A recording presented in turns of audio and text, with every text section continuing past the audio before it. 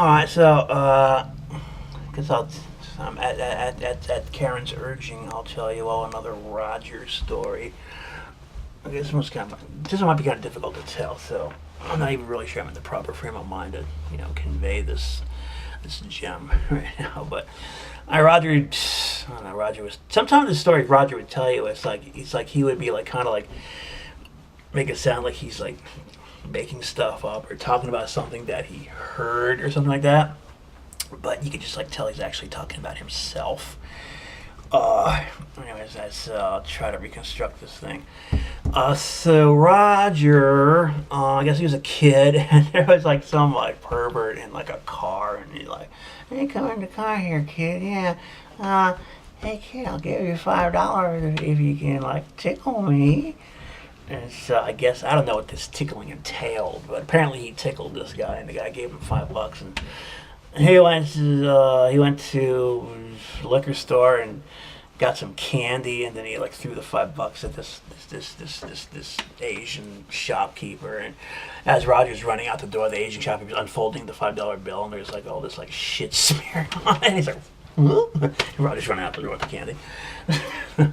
But Roger, I think Roger stole about the night deposit from Radio Shack where you work, and I think it must have been close to, if it was a holiday season, it could have easily been like around $10,000. What he did was he was supposed to make the deposit after work. He's dead now, so I can tell the story.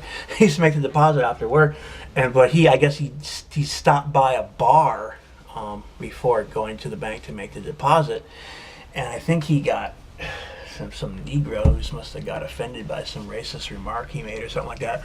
So they beat him up, and so Roger, always on the alert to make the best out of a bad situation, called the cops and said someone beat him up and stole the night deposit.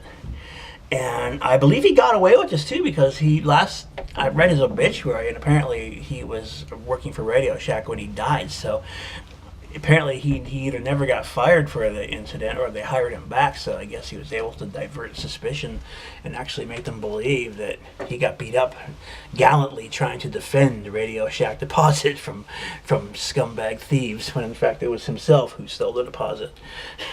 Very interesting.